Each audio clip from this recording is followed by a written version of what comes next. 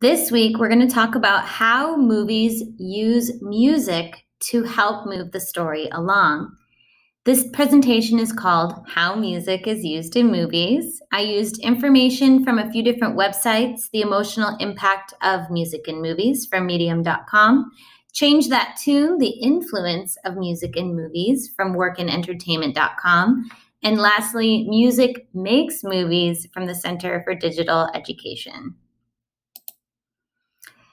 Music is the color of your film, painting in the parts of the story where your script and dialogue do not. Throughout this presentation, there are some videos that are linked. The presentation will be on Canvas. We're not going to watch these movies as I'm speaking, but if you want to go back and watch them, the beginning of music in movies started all the way back in the early 1900s. You may have heard of Charlie Chaplin. He starred in what were called silent films, meaning there were no talking or you couldn't hear them speak, but they just had a piano that would play during the movie live in the theater that would provide the music. Finally, in the 1930s, King Kong was the first movie that had an original score, meaning they had dialogue speaking, but then also there was music that went along with the movie as well. So again, if you wish to watch these movies, feel free to watch them after the presentation. Now, this video, if you wish to go back and watch it, shows a famous scene from the Pirates of the Caribbean. And what it shows is if you take the same scene and you play different music with it, it really changes how you view the scene. So if you play, some scary music or some intense music, it's going to tell you, okay, this scene is intended to be intense. If you play some music that is more on the romantic side, it's going to change the way that you see the scene. Now, why do movies need music? There's a bunch of different reasons why. Music reminds us of a certain individual, time in our lives, and places we've been. A lot of times I think of music as a time machine. It can take us back. I'm older, but I'll hear a certain song and it takes me back to my childhood.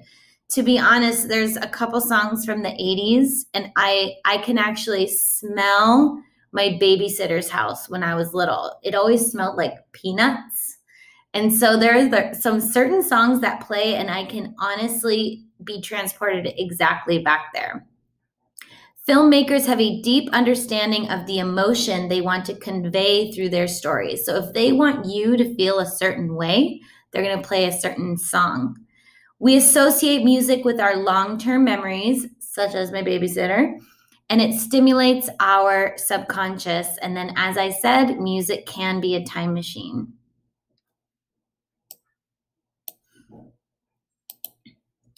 Why do movies need music again?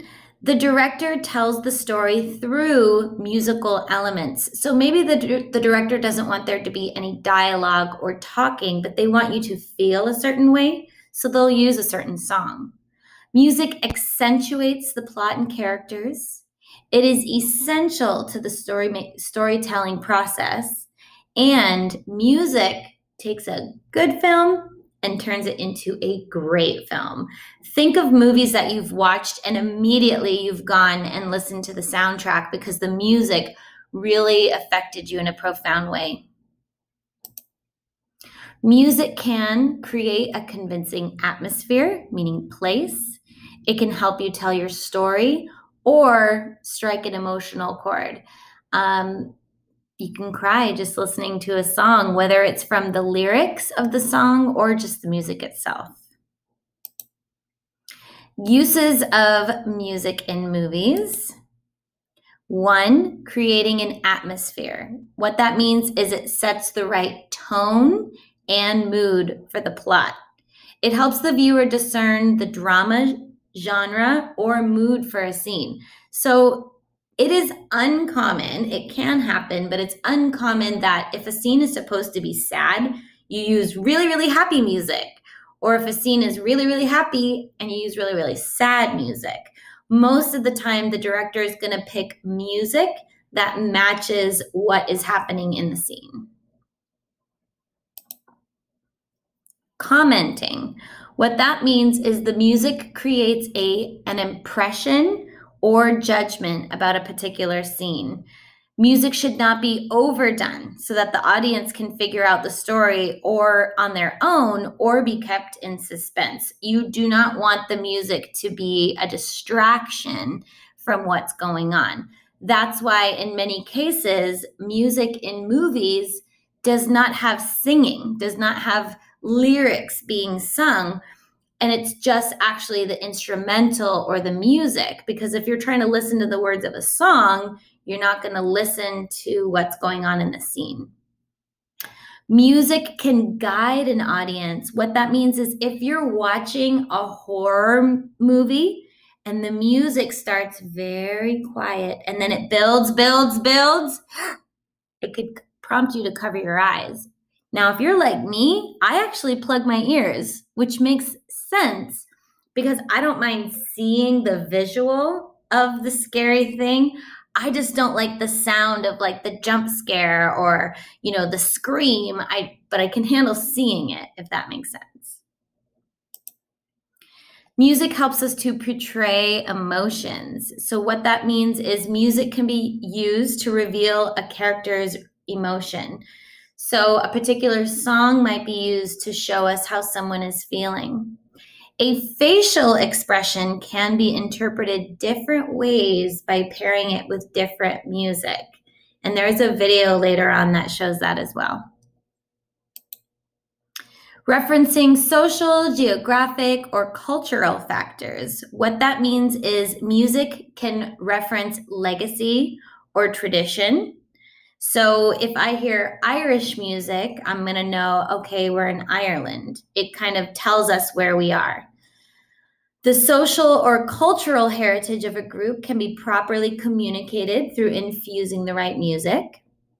Geographic locations, so where we are, can be told to us by the music, and it makes the location clear.